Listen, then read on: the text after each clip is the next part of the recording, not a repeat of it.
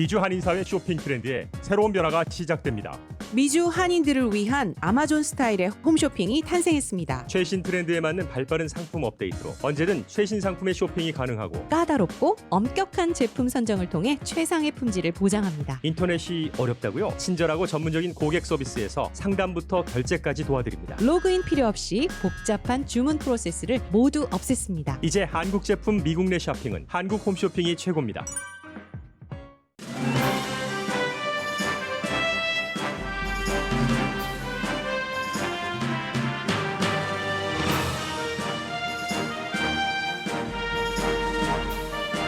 실록의 푸르름 가득 라디오 서울이 함께합니다.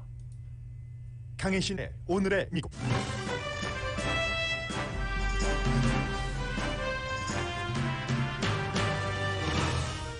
미국인과 세계인이 경악한 마이애미 콘도 붕괴로 숨진 사람이 4명, 실종자가 150명이 넘습니다. 비는 내리고 하수구가 터지는 등 붕괴 콘도 내부 사정이 나빠 구조 작업은 중단됐다 다시 진행됩니다. 90년대부터 조금씩 가라앉은 것으로 알려진 콘도 붕괴의 정확한 원인은 현재 알 수 없지만 전문가들의 짐작은 콘크리트 암입니다. 조지 플로이드를 목 졸라 숨지게 한 전 백인 경관이 오늘 선고 공판을 받습니다. 검사는 30년 구형을, 변호팀은 보호 관찰을 원합니다. 연방 법무부가 조지아주를 고소했습니다. 조지아주가 통과시킨 투표 제한법 때문입니다. 민주공화 양당 상원과 공화당이 합의한 기간산업안은 온건파의 승리로 보입니다. 하원에서의 추가 절차가 필요합니다. 백인 인구가 처음으로 줄어들기 시작했습니다. 인플레이션과 실업수당 청구 등의 변화가 있지만 지금은 이 같은 수치로 경제 상태를 읽기 힘듭니다. 집도 직장도 아닌 제3의 공간이 일터로 자리 잡고 있습니다. 여러분 안녕하십니까? 오늘의 미국 강예신입니다. 플로리다주와 전혀 상관없는 지역에 살고 계시는 분들도 높은 그런 그 콘도에 살고 계시는 분들은 우리 콘도는 안전한가? 이런 얘기를 어제 오늘 상당히 많이 하고 계십니다. 미국에서 빌딩이 12층 빌딩이 그냥 몇 초 만에 정확하게 12초 만에 무너지는 일이 일어나서 사람들이 놀라고 있습니다. 많은 그 전문가들도 그리고 이제 이 같은 사건을 취재해 본 기자들도 내가 제3세계도 많이 다녀봤지만 제3세계에서조차 이처럼 순식간에 빌딩이 무너앉는 일은 보기 힘들다라고 얘기를 합니다. 시간이 지나갈수록 사망자는 늘어나고 대통령은 플로리다주에 비상사태를 선포했고 당연히 플로리다 주지사도 비상사태를 선포했습니다. 샹플랭 타워라는 바로 비치가 바라보이는 콘도미니엄 1981년도에 완성됐기 때문에 40년 됐습니다. 40년이면 콘도로 새로운 콘도는 아니지만 그렇다고 굉장히 오래돼서 붕괴될 내지는 다이너마이트로 터뜨려서 붕괴시킬 그런 대상의 콘도는 아닙니다. 우산을 안 써도 되는 정도의 비가 지금 오락가락하기 때문에 구조 작업이 진행됐다, 진행되지 않았다 하고 있고 그리고 그쪽 지역이 동네 이름이 그 서프사이드죠. 서핑한다 할 때 서프사이드인데 인구가 5,600명밖에 안 되는데 대체로 이제 주이시거나 아니면 이제 남미에서 와서 정착한 분들이 굉장히 많으셔서 구조된 분들이 53분이 계시고요. 그리고 사망자가 이제 4명으로 늘어났기 때문에 어제 이 시간에는 한 사람이었습니다. 사망자는. 그런데 지금 159명이라고도 하고 그것보다 더 된다고도 얘기를 하기도 하고 하면은 하루가 벌써 지났죠. 이분들의 목소리를 들을 수가 없습니다. 첨단 장비를 가져다 대도 그리고 이제 그 수색견도 동원되고 해서 시간이 지나갈수록 사망자가 늘어나는 것은 너무 당연해 보이고요. 그리고 지금 행방을 알 수 없는 사람 가운데서 이 코로나 바이러스래요. 콘도에 살고 계시는 분들이죠. 그런 분들 가운데는 파라과이의 First Lady의 시스터 부부도 살고 있고 또 뭐 아르헨티나의 누구 뭐 이런 형태로 많은 분들이 아무튼 살고 계시고 지금 생사를 알 수 없습니다. 어떤 분들은 잠자다가 소리를 들었는데 이거 미사일 터지는 줄 알았다. 9.11 사태와 똑같았어. 9.11 사태 때보다도 오히려 12초니까 그때는 뭐 9.11 사태는 빌딩이 높았고 더 짧은 시간에 든 겁니다.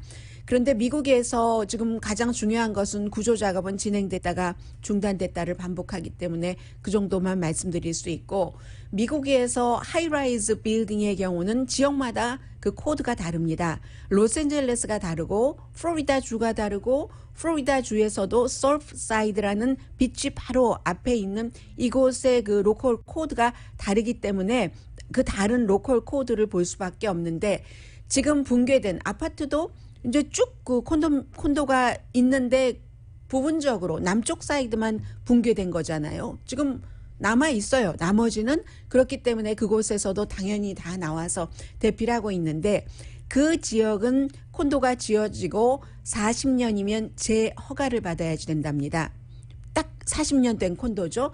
그 재허가를 받을 때 90일 안에 이제 뭐 전문가가 오너가 하이어를 하는 거죠. 콘도미니엄의 오너가 하이어를 해서 건축가나 뭐 당연히 이제 그 자격이 있는 사람이죠. 아니면 그 엔지니어 전문가들을 고용을 해서 전기라던가 구조적으로 결함이 있는지에 대한 인스펙션을 받는답니다.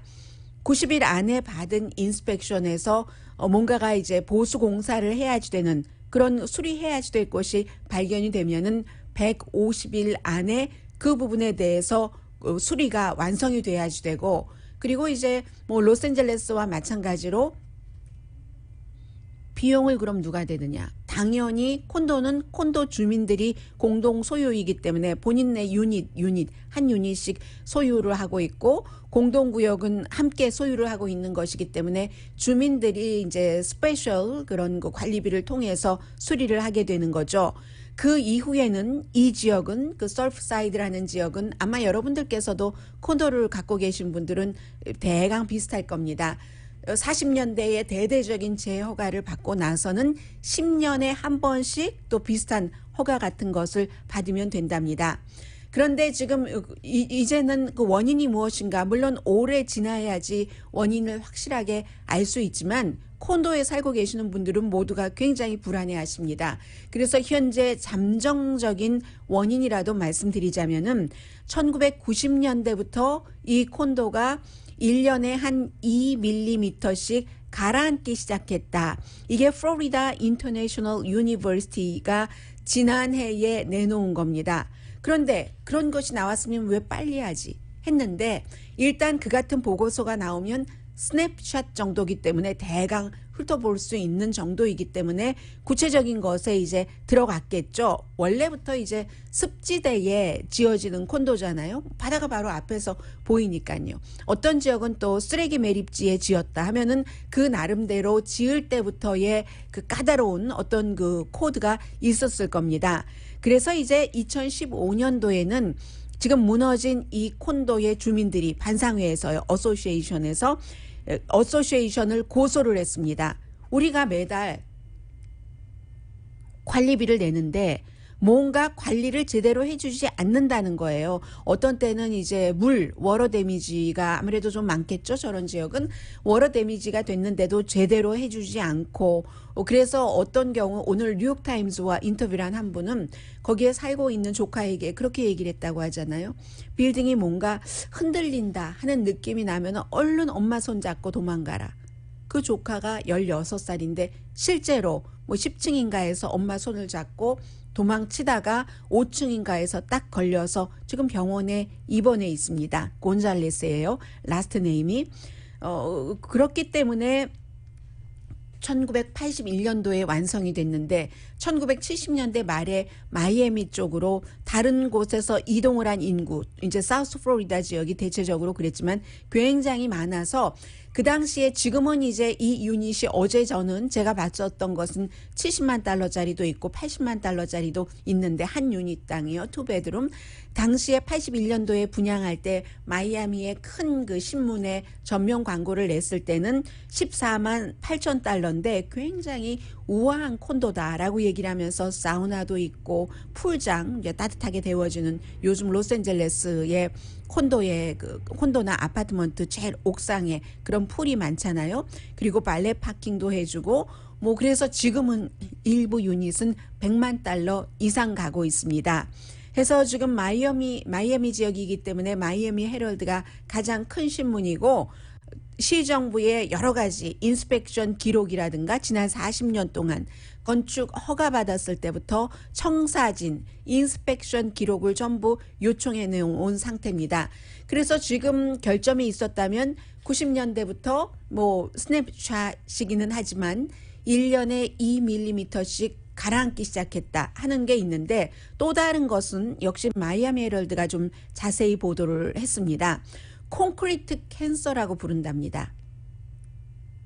이 콘크리트 캔서라고 부르는 것을 마이애미 헤럴드가 그렉 바티스타라는 사우스 플로리다 지역에서만 30년 동안 엔지니어로 콘크리트 전문가 엔지니어로 활동했었던 사람 활동 지금도 하고 있고 또 어떤 그 교수 이런 그 전문가들의 말을 쭉 인용을 해서 보도를 했는데 콘크리트 캔서라는 게 뭐냐면요. 지금 이제 비치프론트 콘도잖아요. 당연히 그 집안에 보면은 지하로 물이 스며들고 물이 뭐 들어왔다 나갔다 하고 하게 되는데 그 경우에 소금물이잖아요. salt water. 이 소금물이 콘크리트가 완전하게 밀도가 뭐 100% 차는 게 아니기 때문에 콘크리트는 구멍이 있죠. 숨을 쉬죠. 콘크리트도. 그 콘크리트의 구멍 속으로 salt water, 소금물이 들어가면 콘크리트를 약하게 하고 처음에는 이제 빔, 그 대들보요. 대들보를 받치고 있는 강철 같은 것을 조금 강하게 하는 것 같다가 결국은 굉장히 약하게 해서 녹슬게 하게 한다는 거죠. 녹슬면은 이 빔도 무너지고 그게 그런데 하루아침에 이렇게 될 수는 없다는 거예요. 오랜 세월이 흘러야지 그게 그 인스펙션 할 때 감지되고 그런 건데 어쨌든 지금으로서는 바로 이 콘크리트 암일 것이다. 콘크리트를 약하게 하고 결국은 대들보까지 녹슬게 하고 약하게 하고 대들보라는 것은 이 빔이라는 것은 빔이 뭐 저렇게 높은 빌딩이 하나가 아니잖아요. 여러 개가 그 빔이 대들보가 세워져 있는데 그 대들보가 하나가 무너지면은 완전히 12초 동안에 무너지는 것처럼 그렇게 도미노 현상이 올 수 있다는 겁니다. 다만 의심스러운 것은 완전히 그게 퍼펙트 스톰처럼 돼서 뭐 여러 가지 조건이 맞아야지 되는데 솔트 워터 한 가지만 원인일 수 있는가 이것을 이제 지금부터 찾아내겠죠. 이런 형태의 붕괴가 아주 드물기 때문에 그 밖에 다른 요인도 있었을 것이다 라는 얘기를 지금 하고 있고요. 하기 때문에 미국에 지금 많은 사람들은 우리 콘도는 괜찮은가, 특히 이제 지금 그 사우스 서프사이드 저 지역 같은 경우는 우리 콘도는 괜찮은가, 바로 옆에 블럭도 저긴 짧아요. 옆에 블럭에 새로 지어진 콘도가 이 콘도보다 더 높은 콘도가 보이던데 아마 메이비 그 콘도에 뭐 이방카 트럼프, 자레드 쿠슈너 이렇게 이 부부들이 살고 있는지 다른 그 다음 블럭에 살고 있다고 하니까요. 그리고 지역이 소금물이 많아서 그런 형태의 콘크리트 암이 있었다고 하면 그럼 왜 같은 지역에 지금 저 지역이 올드 콘도와 새 콘도가 섞여 있거든요. 다른 그 올드 콘도는 왜 또 괜찮은가, 이런 많은 문제들을 이제 전문가들이 하나하나씩 풀어나가겠죠. 여기에 지금 세 개의 눈이 집중돼 있고 그리고 이제 또 하나는 로스앤젤레스 시간으로 오늘 아침 11시 30분부터 조지 플로이드 아프리칸 아메리칸을 9분 뭐 거의 30초 동안 목 졸라서 숨지게 한 백인 경관 데릭 쇼번의 선고 공판이 있습니다. 5월 달에 유죄로 판결이 났고 이 케이스에 이런 비슷한 케이스가 많았지만 유죄 판결을 받는다는, 유죄 판결을 받는다는 자체도 굉장히 드물었는데, 오늘은 이제 2개월의 시간이 흘러서 드디어 이제 선거 공판의 날이 되고 있습니다. 변호팀이나 검찰이나 아니면 이 데릭 쇼번 자신에게도, 그리고 수많은 아프리칸 아메리칸, 또 미네소타주의 미니아폴리스 주민, 세계 사람들이 집중하고 있는 선거 공판입니다. 지금 뭐 2개의 살해 혐의, 뭐 과실치사 등등으로 해서 합쳐보면은 최고 형량을 40년까지 선고받을 수 있는데, 많은 사람들이 40년 선고받을 것이라고 생각하지는 않습니다. 왜냐하면 뭐 데릭 쇼번 이 경관이 그 전에도 경관이라는 이 자리를 통해서 업무를 집행을 할 때 좀 과다했다 하는 경우는 있지만, 한 번도 어떠한 범법 사실이 없기 때문에 이런 경우는 최대 형량인 40년을 선고하지 않죠. 보통 미네소타주, 이것도 미국 주마다 다 다르기 때문에요. 지역마다 다르고 해서 미네소타의 예에 따르면 한 12년 반 정도를 권고를 한답니다. 그런데 전문가들은 12년 반은 더 될 것이다. 왜냐하면 검찰 측에서 30년 선고를 원하고 있기 때문에, 그리고 그에 비해서 변호팀에서는 프로베이션, 보호감찰, 감옥에는 가지 않고, 왜냐하면 이 사람이 한 번도 지금까지 범죄를 저지른 그런 전과가 없으니까, 위험하지 않으니까 보호 관찰을 받으면서 자유롭게 살기를 원하게 하는 거죠. 그러니까 결론은 나온 겁니다. 지금 12년 반에서 최고라 하더라도 40년 미만. 그런데 이제 12년 반 나오기 힘들다고 보는 것은, 비디오를 찍은 사람도 10대잖아요. 어린이들이 보는 앞에서 비합리적으로 굉장히 오랜 시간 동안 잔혹하게 했다. 자신의 포지션을 남용을 해서 하는 것 때문에 그런 것이고, 이제 44살밖에 안 됐거든요. 데릭 쇼번 전 경관이.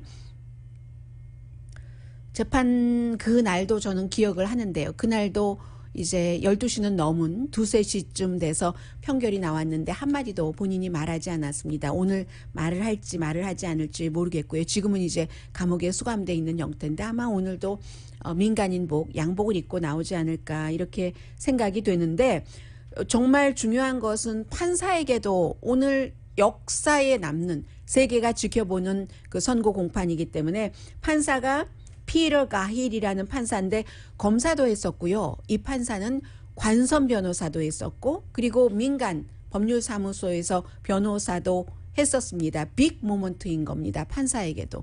그래서 판사가 법에 근거해서 굉장히 판사에게 선고 공판에서 선고를 할 텐데, 몇 년형을 선고를 할 텐데, 어느 쪽에서든 다 이 판사에게 완전하게 만족을 할 수가 없는 겁니다. 그렇기 때문에 판사에게도 굉장히 사려 깊은 판단을 하겠죠. 본인이 내가 이러한 판결을 했을 때 이쪽에서 인기가 없고 이쪽에서 인기가 없고 이쪽을 만족시키지 못하고 하는 것을 다 알지만, 굉장히 사려 깊은 판단을 하는 압박감을 많이 받는 시간, 순간순간들일 겁니다. 당사자는 물론이고 데릭 쇼번은 물론이고 판사까지도 오늘 이런 일들이 있고요. 그리고 데릭 쇼번 전 경관 같은 경우는 오늘 선고 공판이 끝났다 하더라도 이게 끝이 아닙니다.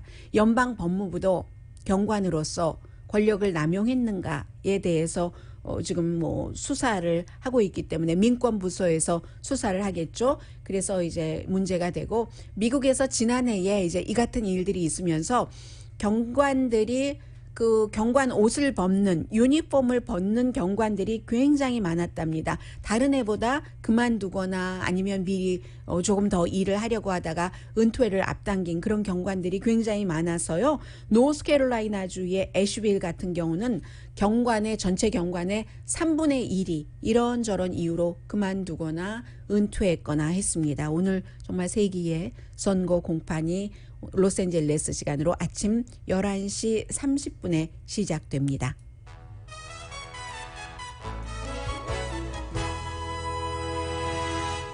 오늘의 미국은 전문가가 추천하는 이민법, 가정법 전문 제인정 종합법률사무소, 미 주류 언론과 유명 인사들을 감동시킨 미주 판매 1위 카후나 마사지 체어, 한인 기업의 자랑 카후나 마사지 체어, 코지다운 갤럭시 거위털 이불은 잠이 솔솔 오게 하는 기능성 거위털 이불, 거위털 이불 전문회사 코지다운, 언제 어디서나 내 맘대로 골라보는 한국 TV, 우리 가족 면역 충전 프로젝트는 한국 홈쇼핑에서 챙기세요. 한국 홈쇼핑 공동펀입니다. 잠시 뒤에 엘파소로 간 부통령, 연방 법무장관 오늘 기자회견했고요. 그리고 바이든 대통령의 기간 산업 관련 뉴스들 전해드립니다.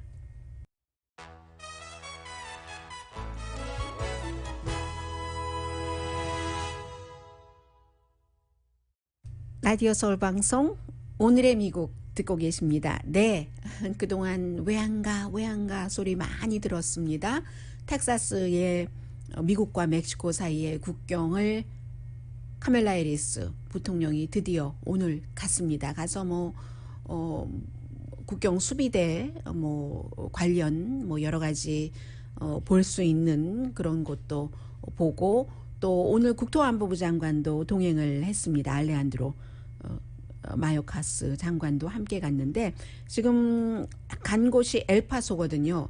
엘파소이기 때문에 공화당에서는 갔어도 또 비난을 합니다. 아니 거기는 벽도 웬만큼 쌓아졌고 하기 때문에 별로 그렇게 비상사태 같은 것을 느끼기 힘든 곳이잖아 라고 비난을 하고 있는데, 지금 부통령이 멕시코 벽 있는 멕시코와 미국과의 국경 텍사스, 그리고 서류 없이 난민 신청을 하러 오는 사람을 포함해서 남미 쪽에서 쭉 넘어오는 사람들이 많은 그곳을 갔는데도 별로 주목받지 못하고 있습니다. 지금 플로리다주의 비치사이드의 마이애미 콘도 때문에 지금 그렇고요. 그리고 사실은 부통령이 국경을 간다 한들 큰 일을 할 수 있는 것도 없고, 예전에 마찬가지예요. 그림입니다. 트럼프 전 대통령도 국경에 가면 큰 높은 벽 앞에서 서 있고 내가 이제 이 불법으로 들어오는 사람을 막겠다 이런 정도 한마디 하고 오는 것 뿐이거든요. 부통령도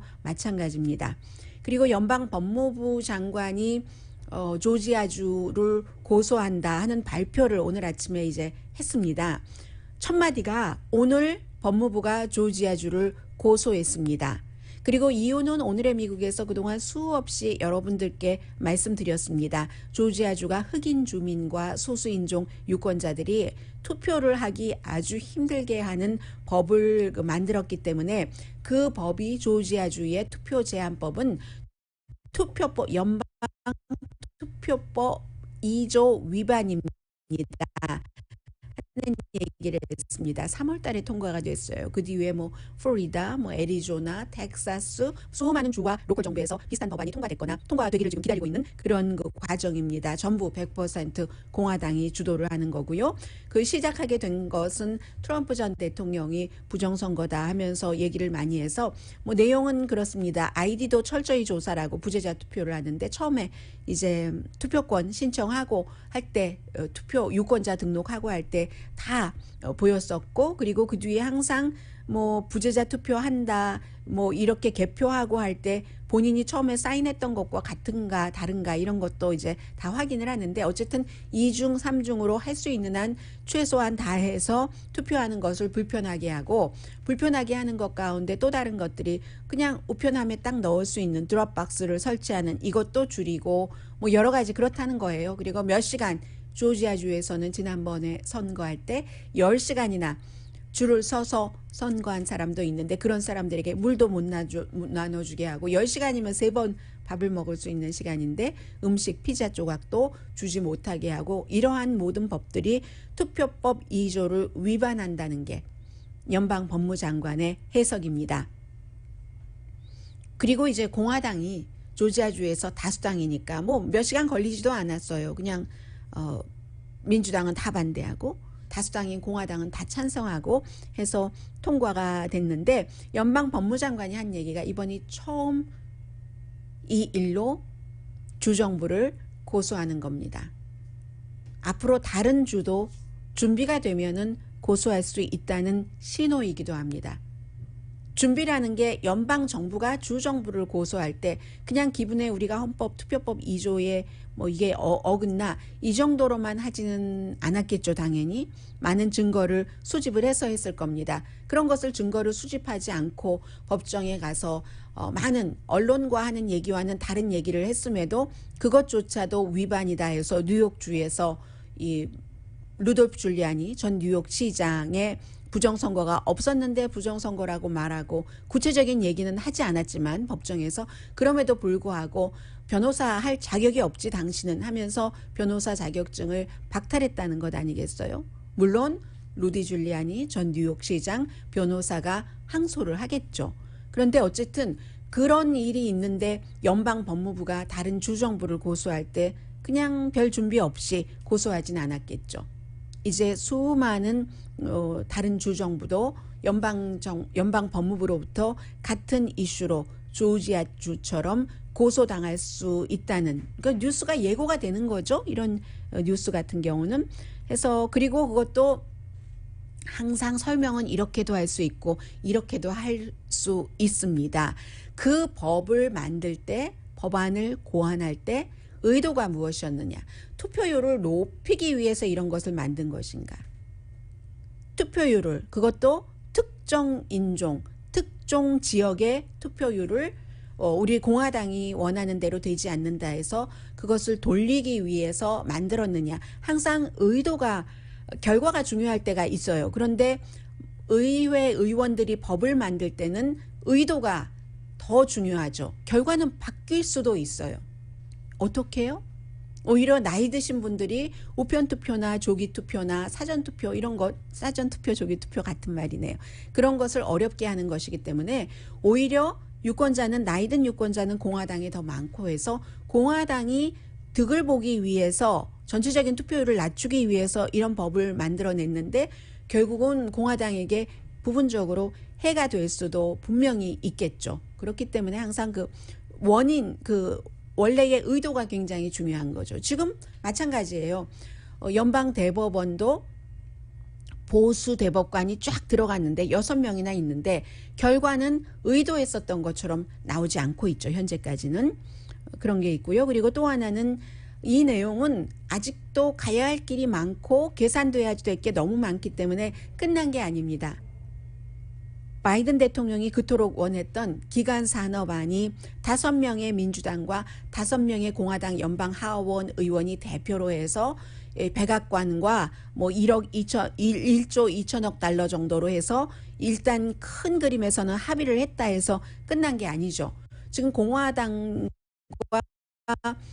민주당 또 백악관이 합의를 한 것은 그 1조 2천억 달러로 기본적으로는 길 놓고 전기자동차 차징하는 차징 스테이션 많이 만들고 인터넷 등의 기간 산업에 쓴다. 그리고 우리가 먹는 물도 좀 깨끗하게 파이프도 좀 갈고 물 파이프요, 스톱 파이프 이런 것에 정도의 합의를 한 겁니다. 돈을 근데 어떻게 모을 건데 여기에는 합의를 못하고 있기 때문에 공화당은 세금 인상 절대로 안 된다고 하고 민주당에서는 가솔린 세금 인상하면은 절대로 안 된다고 하고 하니까 이 돈 마련도 어떻게 할지 정확하게 모릅니다. 그렇기 때문에 민주당에서는 이 트럼프 전 대통령 시절에 세금안이 있었고 또 오바마 대통령 시절에 헬스케어안, 오바마케어 이런 것이 공화당이 찬성하지 않았습니다. 민주당 표로만 어떤 때 민주당 표로만 가능할 때 그때 이루어졌거든요. 그래서 이번에도 기간 산업안도 민주당으로만 가자 하는데 바이든 대통령은 나는 민주당만의 대통령이 아니다라는 것을 앞세운 대통령이기 때문에 공약한 대로 합의해 볼 수 있는 최대한의 합의를 가져간다 하는 겁니다. 그래서 지금 부분적으로라도 합의를 했다는 것은 온건파 연방 상원 의원에서만이라도 온건파의 승리다. 또 그 온건파의 승리다 하는 것은 바이든 대통령의 승리다라고도 볼 수 있는 거고요. 이렇게 해서 이제 하원으로 보내지죠. 하원에서는 아마 웬만하면 하원이 다수당이고 낸시 펠로시 하원 의장도 바이든 대통령이 하는 것을 그 힘을 실어주기를 원하기 때문에 뭐 특별한 그게 없으면은 웬만큼 그 협상안이 나오지 않을까 지금 그렇게 보고 있고요. 그러면 나머지 어제 바이든 대통령이 이 시간에 얘기를 했었던 기간 산업 말 그 자체에 대해서는 한다고 하고, 그럼 사람에 대한 기간 산업, 패밀리 플랜, 차일드 케어 플랜 이런 것은 어떻게 할 것인가? 거기에 대해서는 민주당이 그 하원에서 다수당이고 뭐 여러 가지 상태로 예산안에 껴넣기 식으로 한다던가 해서 갈 수 있는 거죠. 따로 분리를 해서 지금 하겠다는 겁니다. 두 개. 넘버 원 이 합의안으로 가고, 넘버 투 그 밖에 사람에 관한 기간 산업은 이제 민주당만으로 갈 수도 있다. 원래 아마 바이든의 백악관은 여기까지 계산을 하고 그러한 안을 만들어 놨을 겁니다. 그리고 뭐 첫 번째 것 통과시키고 나서 어제 합의했다는 것, 그리고 두 번째 안은 뭐 다음 달에 따로 해서 가을에는 두 가지가 다, 그러니까 원래 하려고 했었던 것을 합쳐서 하려고 했었던 것을 대통령 입장에서 보면 떨어뜨려서 이제 가을에 통과하는 것을 목표로 한다는 게 되는 거죠. 그리고 이제 그 밖에 재원을 어디서 마련하느냐 하는 것도, 세금안도 처음에는 이만큼 올린다고 했다가 아니 요만큼 점점 내려오고 있는데, 그 밖에는 뭐 그럼 가솔린 세금도 조금 올리고 아주 많이 아니고 뭐 그런 형태로 하면서 국세청에서 세금 내지 않는 사람을 잘 조사를 해서 뭔가 그 재원을 끌어온다던가 그런 형태로 할 것 같습니다. 정확하게 뭐 몇 월 며칠에 하원에서 여기까지 통과시켜야 된다 그런 것은 없어요. 어쨌든 기본적으로는 공화당과 의회에서도 이런 걸 보여주고 싶은 겁니다. 우리가 뭐 민주당 대통령이라고 해서 100% 다 반대만 한다던가 그런 게 아니라 어쨌든 함께 일할 수 있다. 의회에서 함께 일할 수 있다라는 것을 보여주고 싶어하는 의원들이 있는 겁니다. 공화당에서도 밋 럼니, 수잔 콜린스, 리자 머코스키, 민주당의 뭐 조 맨신, 뭐 이런 의원들 같은 사람, 그런 것이고요. 잠시 뒤에는 코로나 바이러스 이후에 늘 무슨 실업률이라든가 아니면 돈이 수입이 어떻게 됐다라든가 인플레이션, 물가의 뭐 상승, 뭐 하락은 된 적이 없어요. 최근에 상승, 물가 변동 이런 것들로 경기가 좋아지는 거야. 그럼 내가 하는 것도 좋아지는 거야. 이렇게 생각을 하시는 분들이 굉장히 많은데, 지금은요 변동 상황이 너무 많고, 그리고 그게 공화당 주냐 민주당 주냐에 따라서 통일되지 않게 여러 가지 변화가 나오고 있기 때문에 읽기가 굉장히 힘듭니다. 따로따로 나 나름대로 그 나의 형편, 우리 주변의 경제 상황을 읽어야지 되는 상황이 됐거든요. 잠시 뒤에 전해드립니다.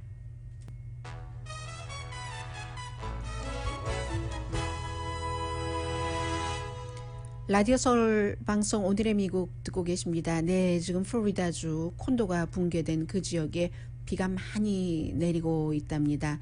비가 많이 내리는 것뿐만이 아니라 무슨 그 안에서 뭐 상하수도 시설도 터져서 보면은 물이 많이 그 잠겨 있거든요. 그러면 의식을 잃어서 뭐 누워 있는 사람이 있다던가 그런 경우에 여러 가지 뭐 여러분들께서 상상하고 계신 그런 일들이 다 일어날 수 있습니다. 산소도 당연히 부족하고요. 연기도 있고 먼지도 있고, 밖에는 비가 내리는데 안에서는 또 부분적으로 그 불꽃이 일어나는 그런 곳도 있다고 하고요. 지금 미국 사람들은 전부 어떻게 이런 일이 일어날 수가 있는가, 미국에서 비치프론트 콘도에서, 그리고 이런 일이 또 일어날 것인가, 마이애미 그쪽 지역에서 아니면 다른 지역에서라도 갑자기 이제 그 고층 콘도에 대한 관심이 굉장히 그 높아졌고요. 무엇보다도 한 분이라도 더 이제 그 생사가 확인되는 것을 거의 모든 분들이 지금 원하고 계시고요.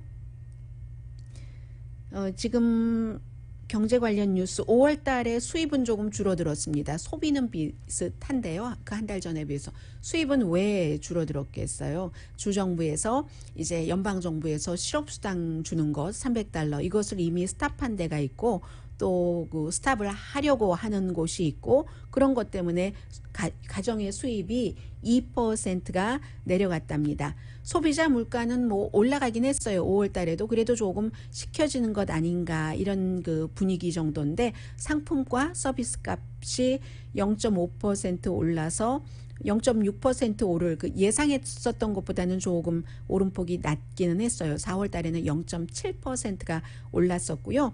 1년 전과 비교를 하면 3.4%가 올랐습니다. 그 당시에는 뭐 바로 뭐 닫았다가 오픈하고 할 때 좀 손님들 오시라고 세일도 많이 하고 했었던 때고요.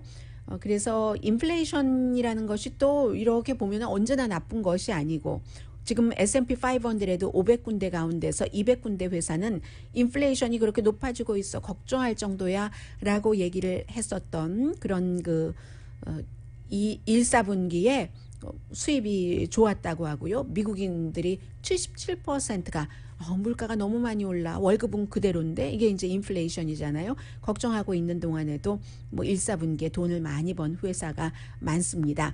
그런데 경제 전문가들이라든가 아니면 뭐 무역하시는 분들 이런 분들이 여러 가지 앞서 말씀드렸던 뭐 데이터에 굉장히 주목을 하시는데 실업률도 마찬가지고요. 지난주에 실업 수당을 새로 청구한 사람이 뭐 41만 명 정도 된다고 하잖아요. 41만 1000명. 예상은 38만 명이었으니까 그것보다 더 많은 사람이 실업수당을 청구했는데 이것도 사실은 요즘에 좀 이것으로 경제를 보기는 힘들다라고 말씀드리는 이유 가운데 하나가 가장 분명하게는 역시 연방정부가 실업수당 $300를 9월 4일까지 주도록 결정을 했는데 미리 뭐 일 없다, 아니 일자리 사람을 구하지 못한다 하는 뜻으로 공화당주 가운데서는 지금 실업수당 그 $300 미리 스탑한 주가 많이 있거든요. 뭐 알래스카, 아이오와 미주리 6월 12일부터 스탑을 했고 18개 주도 뭐 그 다음 주 그리고 지금도 계속 스탑 하고 있는데 그러면 알래스카, 아이오와 미주리 주가 6월 12일에 그 연방정부 실업수당 주는 것 스탑했으면 거기에 맞는 실업수당 청구가 나와야 되는데 그렇지 않다는 겁니다. 두 개 주는 뭐 실업수당 청구가 줄어들었는데 어차피 안 주니까 그런데 알래스카는 실업수당 청구도 늘어났어요. 연방정부에서 주는 것도 없애버렸는데도 이래서 참 이것을 가지고 지금 보기는 변화가 너무 많기 때문에 그 중간중간에 들어가는 여러 가지 이유가 많기 때문에 어렵다는 얘기고요. 26개 주에서 9월 4일까지 할 수 있는 연방 실업수당 일주일에 $300 주는 것을 7월 31일에 끝냅니다. 26개 주에서요. 이 내용은 제가 말씀드리고 싶고 그리고 한 군데 저도 이제 방송 끝나고 오늘이나 다음 주나 가보려고 하는데 새로운 추세니까요. 사무실도 집도 아닌 제3의 일터에서 일을 하는 사람들이 굉장히 늘어나고 있답니다. 팬데믹이 끝나가지만 재택근무라는 게 있잖아요. 그런데 사람들이 집에서 일을 하다 보니까 집중이 안 되잖아요. 아이가 엄마 또 집에서 일하다 보니까 아유 라면 하나 끓여 먹어야지 하고는 또 생산력 떨어지고 하게 되다 보니까 이게 무슨 뭐 요즘에 말하는 그 사무실을 공유하는 뭐 WeWork 이런 것만 얘기하는 게 아니라 뭐 워크인도 있고 WeWork도 있고 하는데 그런 것만을 얘기하는 게 아니라 카페도 예를 들어서 뉴욕의 어떤 카페가 5시에 문을 열어요. 저녁에만 장사를 하는 곳이에요. 그러면 그 5시 전에는 뭐 커피, 음료수 무료로 주면서 하루에 뭐 $25 이렇게 하면 너무 쾌적하고 좋대요. 호텔도 마찬가지로 어떤 특정 공간을 사람들이 나눠서 쓸 수 있도록 해주고 뭐 아니면 제가 좀 전에 말씀드린 대로 뭐 WeWork, 워크인 뭐 이런 그 코워킹 스페이스 같은 것도 있고요. 해서 회사의 65% 뭐 스타트업이나 대규모 회사나 다 마찬가지예요. 하이브리드 사무실이라고 하죠. 이런 것들을 뭐 재택근무가 됐던 어디 가서 이 사람이 근무를 하던 하이브리드 사무실을 굉장히 긍정적으로 팬데믹 이후에 바라보고 있답니다. CBR이라는 미국에서 상업용 부동산 제일 크게 하는 회사예요. 제일 큰 상업용 부동산 회사입니다. CBR이가 이렇게 얘기를 하고 있습니다.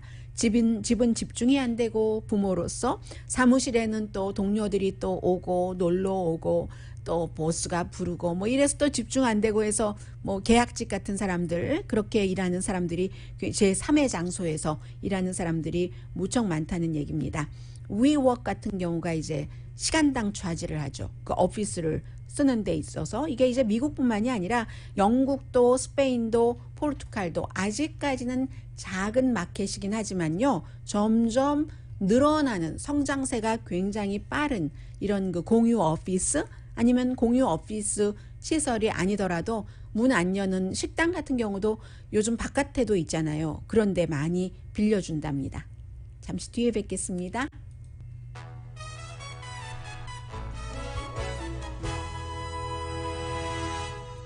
라디오 서울 방송 오늘의 미국 듣고 계십니다. 미국에서 이제 인구 센서스에 따르면 처음으로 히스패닉계가 아닌 백인 인구가 2020년에 통계가 레이티스트죠. 줄어들었습니다. 공화당이 정치적으로는 인식을 해야지 된다는 거죠. 그렇기 때문에 이러한 것을 예상을 하고 공화당의 경우는 뭐 한 10년 전부터 굉장히 아시안들에게 접근을 많이 했고, 그래서 이번에 사실 그 아시안 중에서 코리안 아메리칸도 마찬가지예요. 이 그 바이든 대통령에게 투표한 사람도 많이 있지만 공화당에 투표하는 사람들도 늘어나고 있습니다. 어느 정도냐면은 지난 4년 내내 히스패닉이 아닌 백인 계열이 미국에서 줄어들어서 지난 4년 동안에 뭐 100만 명 이상이 줄어들었다고 하거든요. 그래서 그 전에 뭐 6년 동안 늘어났었던 것을 다 뭐 상쇄할 그럴 정도의 줄어듦이 좀 더 속도가 빨라진다는 얘기가 되는 겁니다. 최근에 몇십 년 동안 그 인구 증가 굉장히 슬로우했고요. 늦게 낳고 아이를 늦게 낳고 적게 낳잖아요. 미국에서. 그렇기 때문에 그렇고 당연히 또 백인들의 출산율도 높지 않아서요. 지금 그래프를 보면은 70년대에 이제 그 히스패닉계가 아닌 백인 인구가 그때는 늘어났어요. 한 1000만 명 늘어났다고 하면은 이 1970년 그럼 1980년에는 1050만 명 조금 더 늘어났죠. 이때가 늘어난 폭이 가장 많았습니다. 그리고 1990년이 되니까 늘어난 게 뭐 그 10년 단위로 지금 보고 있는 거죠. 뭐 1990년대는 800만 명, 2000년대가 되니까 620만 명. 이 늘어나는 숫자 폭이 점점 줄어들고 있어요. 그러다가 2020년에는 줄어들었죠. 오히려 2010년에는 220만 명 늘어났다가 2020년 되니까 10년이 또 지나니까 44,200명이 줄어들었답니다. 0.02%가 오히려 이렇게 그 인구가 백인 인구가 줄어드는, 그럼 지금부터는 늘어나는 게 아니라 계속 이제 줄어들기 시작한다는 거죠. 그렇기 때문에 백인 우월주의가 어떻게 보면은 기승을 부릴 수 있는 위기감 때문에 그런 것도 좀 이해할 만하고요. 오늘의 미국은 전문가가 추천하는 이민법, 가정법 전문 제인정 종합법률사무소, 미주류 언론과 유명 인사들을 감동시킨 미주 판매 1위 카후나 마사지 체어, 한인 기업의 자랑 카후나 마사지 체어, 코지다운 갤럭시 거위털 이불은 잠이 솔솔 오게 하는 기능성 거위털 이불, 거위털 이불 전문회사 코지다운, 언제 어디서나 내 맘대로 골라보는 한국 TV, 우리 가족 면역 충전 프로젝트는 한국 홈쇼핑에서 챙기세요. 한국 홈쇼핑 공동폰이었습니다. 10시에 좋은 아침, 좋은 하루 방송됩니다. 이스라엘이 지금 변이 바이러스가 많아져서 지금 개방이라든가 외국인을 환영하는 것을 8월까지 늦춘다고 하고요. 샌프란시스코는 직원들이 전부 백신을 맞아야지 됩니다 하는 것을 요구한다고 하고요. 그리고 로스앤젤레스도 그렇지만 시애틀하고 포틀랜드가 주말에 뭐 최고 기온이 113도도 넘는다고 하고, 플로리다주의 비치프론트 콘도에서의 수색 작업은 계속되고 있습니다. 나름대로 오늘 하루 가장 많이 즐기시고 행복하세요. 강희신이었습니다.